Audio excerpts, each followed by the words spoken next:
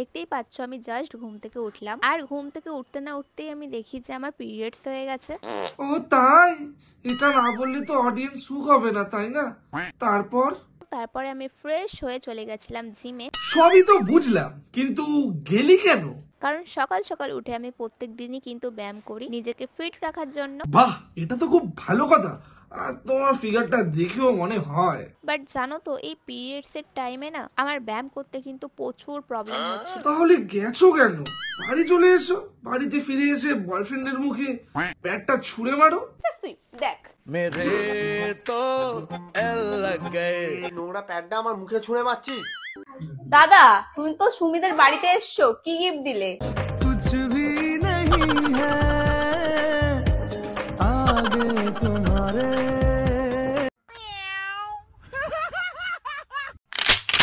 বন্ধুরা, আজকে আমরা কথা বলবো সেই মহান পিরিয়ড গুরু অঙ্কিতার কথা, যে কিনা সকালবেলা ঘুম দিয়ে উঠে থাকে, ও মা গো আমার তো পিরিয়ড হয়ে গেছে। আর এটাও মনে করে পুরো দেশবাসীকে জানানো খুব জরুরি, তাই এই ব্রেকিং নিউজটা পুরো দেশবাসীকে জানানোর পর ও চলে যায় জিমে।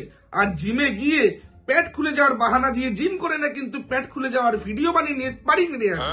আর সেই বাড়িতে ফিরে সেই পেটটাও বয়ফ্রেন্ডের মুখে জুড়ে মারে। আর বয়ফ্রেন্ড বলে, তুই এটা কি করলি? আরে ভাই, এটা রিলেশনশিপ না WWE বোঝাই যাচ্ছে না। আর আজকে এইসব অতিরিক্ত নাটক, অতিরিক্ত অ্যাওয়ারনেস আর অতিরিক্ত ক্রিং এর রানী অঙ্কিতাকেই একটা সভ্য মার্জিত আদর্শ বাঙালি স্টাইলে একটা হালকা রোস্ট পরিবেশন করা হবে। তো চলো শুরু করা যাক আজকের ভিডিও, যেটা হবে শ্যাটার গোড়ায় চটার বাড়ি দেওয়া এপিসোড নাম্বার 1। তোকে রডে বসিয়ে বেল বাজাবো।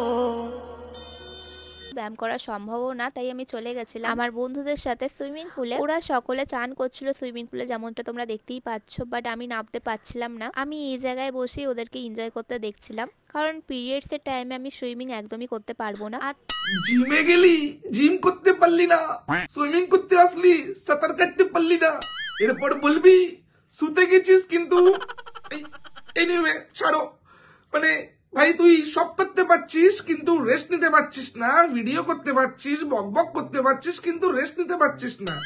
ভাই একটা সময় ছিল যখন পিরিয়ডস এই ব্যাপারটা খুবই একান্ত আপন ছিল, আর এখন তো পিরিয়ডস হয়েছে, দেশবাসীকে জানাতে হবে। তো চলো ব্লগ করো, hey guys this is my first day of periods. বাবা দেখছে, মা দেখছে, সম্মান বাড়ছে। পাশের বাড়ির কাকু বলছে, ওই তো আজকে হেরার মেয়ের পিরিয়ডস হয়েছে। কাকি বলছে, ও তাই? কি কটা পেট হয়েছে বলেছে কিছু না? আজকে চলো দেখি একটু। এই হেরার মেয়ের পিরিয়ডস হয়েছে, হেরার মেয়ের 2টো পেট ব্যবহার করেছে। আমাদের তো মেয়ের তো 3-4টে লেগে যায়। কি হবে হেরার মেয়েকে? হেরা বোধহয় কই মাছ, বাটা মাছ, শোল মাছ খাওয়ায় না, রক্ত নেই। হেরার বউকে বলতে হবে মেয়েকে বেদানা খাওয়াও, রক্ত হবে। মানে এখন তো দেশে এটাই ট্রেন্ড চলছে। গাইজ আমি অঙ্কিতাকে এখনো অব্দি ভালোভাবে উইশ করিনি, তো এখন উইশ করতে যাচ্ছি ওকে। তা যা বাড়া উইশ কর। তোমরা দেখো শুধু। অঙ্কিতা, অঙ্কিতা। তুই তো বললি নাকি উইশ করবি, তুই তো অঙ্কিতা সমুদ্রের পাড়ে বসে কি করে মতে সেটা দেখাচ্ছিস। এই সব দেখবো না, যা। এটা কি ধরনের পাগলামি? Ankita, happy birthday to you.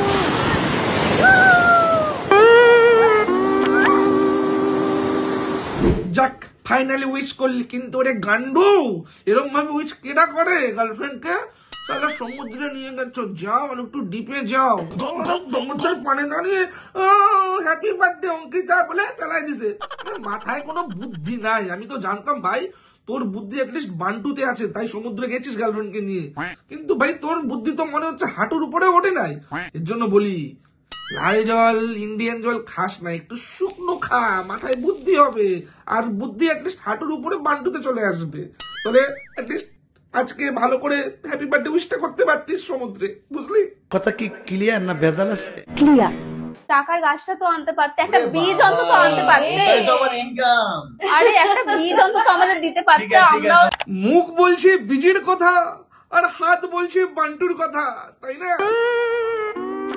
একটা বীজ অন্তত আমাদের দিতে পারতো, আমরাও একটু বড় লোক হতাম। কচি কচি দেখে, ছোট ছোট গুলো আমি কচি একটা চাই, একটু ছোট্ট কিউট দেখে, ঠিক আছে? ওরকমই একটা গাছ। কেন বড় ভালো লাগে না? তোমার ছোট কিসমিসের মতো ভালো লাগে। আর তোর মুখে ছোট কিসমিস আর কিউট শুনে আমি তো একটা গানের কথা মনে পড়ে যাচ্ছে তোকে আর পিউস্মিতাকে দেখে। পিউস্মিতাকে না, তোকে দেখি আমার গানটা বেশি মনে পড়ছে। তো তোমরা একবার দেখো। कुछ भी नहीं है आगे तुम्हारे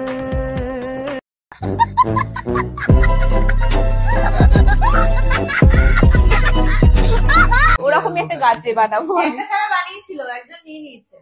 ও বাবা, অনেক কষ্ট করে বানাতে হয়, মোটামুটি 1 থেকে 1.5 বছর লাগে চারা থেকে বড় হতে, অনেক প্রসেস। আর জল টল জলটা তো দিতেই লাগে, সারটা লাগে না? লাল জল দিলে হবে। তবে দাদা কখনো ইন্ডিয়ান জল বা লাল জলের বদলে শুকনো ইউজ করে দেখো, কিসমিস লাভ দিয়ে কলা হয়ে যাবে। আর নয়তো জল ইউজ করলে কিসমিস দিয়ে আঙ্গুর ফলে পরিণত হবে। সৌরভ ফুটো ছাতা নিয়ে এসেছে। ফাটা মালের জন্য ফুটো ছাতাটাই অনেক না, তোর জন্য কচু পাতাও যথেষ্ট। কিন্তু কি করবে, তোকে পাচ্ছিল না, তাই তোর বয়ফ্রেন্ড ছাতার সাথে শখ মেটাচ্ছিল। এনিওয়ে এই ফুটো ছাতাটা কেন ওটাই বলছিলাম আর কি। আর হঠাৎ বৃষ্টি নেমেছে, তুইও ফোন করেছিস, আর তাই তোর বয়ফ্রেন্ড ফাটা ছাতাটা নিয়ে, সরি ফুটো ছাতাটা নিয়েই দৌড়ে এলো। একবার দেখে নিস দই লেগে নেই তো। কি করে বেরাবো আমি সেটাই ভাবছি। আমি ভেবেছিলাম আমি গেট রেডি শুট করবো, বাট আমাদের বাড়িতে কারেন্ট চলে গেছে। আমাকে এই অন্ধকার অবস্থায় ফোনের টর্চ জ্বেলেই রেডি হতে হবে। অবস্থাটা বুঝতে পারছো গাইস, কি অবস্থা এখানে। আইফোন দিয়ে ভিডিও বানাচ্ছ, আইফোন 17 প্রো ম্যাক্স কিনতে পারছো, কিন্তু এদিকে বাড়িতে নাকি ইনভার্টার নেই, নাকি ইনভার্টার কেনার পয়সাটা নেই। তোকে দেখি আমার একটাই কথা মনে হয় রে ভাই, উপরে ফিটফাট ভিতরে চিচিং ফাক। কি হয়েছে কি হয়েছে? এই রুগী রুগী রুগী গড়িয়ে তো ওই জন্য নিয়ে যাচ্ছি। এই মেঘ দেখতে আমরা উপরে গেছিলাম, পুরো এখানে ধোয়া। ওদের নে ওদেরকে নাও তুমি। ও সৌরভ দা, ও সৌরভ দা কোথায় চললে? লাল জলের সাথে হালকা করে শুকনো মিশিয়ে হজম শক্তি বাড়ানোর জন্য যখন একটু ভাগড়া খেয়ে নেয়, আর যখন তারপর বাইচাল বন্ধুদের সাথে একটু হালকা করে পাহাড় দেখতে যায়, আর পাহাড়ের ঠান্ডা শীতল হাওয়া যখন গায়ে এসে লাগে, বন্ধুরা নেশার সাথে সাথে উত্তেজনাও তত্তর তত্তর করে বাড়ে। আর উত্তেজনায় উঠলে মানুষের কিসমিস পরিণত হয়ে যায় কলায়, আর কলায় পরিণত হলে এরকমই গার্লফ্রেন্ড কিনে ছুটতে হয় হোটেলে, যেরকমটা করছে বন্ধুরা। যা যা এহে রহা নেই যাতা, তড়প হি ऐसी है ना। আজকে আমি ব্লাউজ ছাড়াই শাড়ি পরবো। হুমা তাই নাকি? আমরাও দেখবো, পড়ো পড়ো। অনেকেই হয়তো জানো না, শাড়ির সাথে ব্লাউজ পরার এই ব্যাপারটা 19th সেঞ্চুরি থেকে শুরু হয়। তার আগে আমাদের বাঙালি মেয়ে বউরা এইভাবেই কিন্তু শাড়ি পরতো। বাই দ্য ওয়ে, আজকে ছিল আমাদের বাড়িতে কোজাগরি লক্ষ্মী পুজো। প্রত্যেক বছর লক্ষ্মী পুজোতেই আমি শাড়ি পরি, যেহেতু আজকে বাড়িতেই থাকতে চলেছি সারাটা দিন, তাই আর কি এইভাবে শাড়িটা পরলাম। এই লিপস্টিকটা অ্যাপ্লাই করি। সত্যি বলবে আমাকে কোন লিপস্টিকটা পরে বেশি ভালো লাগছিল? বাহ, তোকে তো খুব সুন্দর লাগছে। তোকে তো দেখি আমার ল্যাংটা বুড়ির কথা মনে পড়ে যাচ্ছে। কিন্তু তুই যে বললি 19 সেঞ্চুরিতে এরকম ভাবে ব্লাউজ ছাড়া শাড়ি পরতো, কিন্তু তুই তো 200 KG foundation, 300 KG lipstick, 400 KG কাজল লাগিয়ে ব্লাউজ ছাড়া শাড়ি পরে আসলি। 19 সেঞ্চুরিতে যেই সময় শরীর ঢাকার জন্য ব্লাউজ পর্যন্ত থাকতো না মানুষের কাছে, কিন্তু সেই সময় কি ফাউন্ডেশন, কাজল, লিপস্টিক মানুষ পেতো পড়তে? তুই ঐতিহাসিক কিছু দেখাচ্ছিস না ভাই, তুই ইতিহাসকে রিপ্রেজেন্ট করছিস না, তুই অশ্লীলতাকে রিপ্রেজেন্ট করছিস ভিডিওর মাধ্যমে, বুঝলি? যাই হোক, আমি গোল্ডের এই ইয়াররিংটা পরেছিলাম। আজকে আমার এই লক্ষ্মী পুজোর লুকটা কিরকম লাগছে অবশ্যই সেটা কমেন্ট করে জানিও। আর আমার এই শাড়ি পরার স্টাইলটাও তোমাদের কিরকম লেগেছে সেটাও কিন্তু আমাকে কমেন্ট করে জানাতে একদমই ভুলো না। লক্ষ্মী পুজোর মতো একটা শুভ দিনে তুমি যে ভিউজের লোভে এরকম ল্যাংটা পরে সেজেছো, এটা দেখে লোকে কি কমেন্ট করেছে আমিও দেখতে ব্যস্ত। তো চলো দেখে আসি লোকে কি কমেন্ট করেছে। তো চলো। আজকে আমার এই লক্ষ্মী পুজোর লুকটা কিরকম লাগছে অবশ্যই সেটা কমেন্ট করে জানিও। আর আমার এই শাড়ি পরার স্টাইলটাও তোমাদের কিরকম লেগেছে সেটাও কিন্তু আমাকে কমেন্ট করে জানাতে একদমই ভুলো না। তো চলিए शुरू करते हैं। আপনার শরীরের মধ্যে অনেক পরিমাণে কুরকুরানি ভর্তি। তখন পড়তো অভাবে আর এখন পড়ে স্বভাবে, বুঝলে মামনি? গায়ে কি ফসকা পড়েছে, মলম কিনে দিতে হবে। সুমির সাথে মেশার এফেক্ট। পুরোনো দিনে ফিরে গেছো এক গাদা মেকআপ নিয়ে।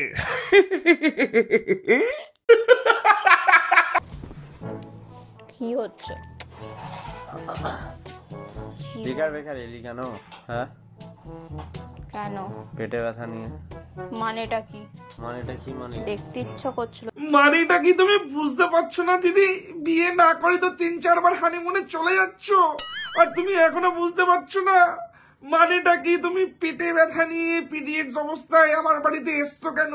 এর মানেটা তুমি কি বুঝতে পারছো না? এনিওয়ে, মানুষ তো বুঝেই গেছে, আশা করি তুমিও বুঝতে পেরেছো। समझ रहे हो? समझ रहे हो आप? समझ रहे हो ना? বয়ফ্রেন্ডের বাড়িতে গিয়ে পিরিয়ড প্র্যাঙ্ক করবে বলে দরজা বন্ধ করে জড়াজড়ি করে। ভিডিওর 90% হাফ পানু সিরিজ চালিয়ে রাখে, যেখানে দেখা যায় কখনো জড়াজড়ি করতে, তো কখনো চুমু খেতে, তো কখনো বলে এই অবস্থায় কেন এসছো। বেকার বেকার এলি কেন? হ্যাঁ समझ रहे हो? समझ रहे हो आप? समझ रहे हो ना? বলছিল তাই এসছি। আরে এটা কি হয়েছে ব্রাউনি? কি হয়েছে? ওকে বাইরে রেখে আসবো? হ্যাঁ বাইরে রেখে দে তো। কামড়াচ্ছে অনেকক্ষণ ধরে। এনে এনে। কি বড় কি হারামি মাল! এই জেনে বুঝে তো কুত্তার মুখে তুই নিজে হাত দিলি ভাই, আমরা সবাই দেখলাম। আবার দেখো, এই দেখো, জেনে বুঝে কুত্তার মুখে হাত দিল, আর কুত্তা যখনই মুখে কামড় দিল তখন বলছে এ তুই আমার হাতে কামড় দিচ্ছিস। আরে ভাই অঙ্কিতা, তোর মুখ দিয়ে বলাতে চাইছিল যে তুই কুত্তাটাকে বাইরে বের করে দিয়েছিস, আর তারপর হাম তুম কামড়ে মে বন্ধ হো और ঠিক আছে? পাগলামি দেখতে চাস তুই? দেখ। मेरे तो एल लग गए। নোংরা প্যাডটা আমার মুখে ছুঁড়ে মারছিস?